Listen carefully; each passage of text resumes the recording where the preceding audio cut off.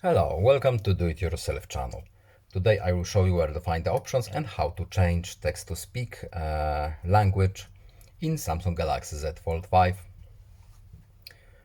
To change text-to-speak options, we have to go to Settings, then scroll the way down until we see General Management, Language, Keyboard, etc. here. And here we have text-to-speech options or voice input. Let's change text-to-speech. Right now we have English United States.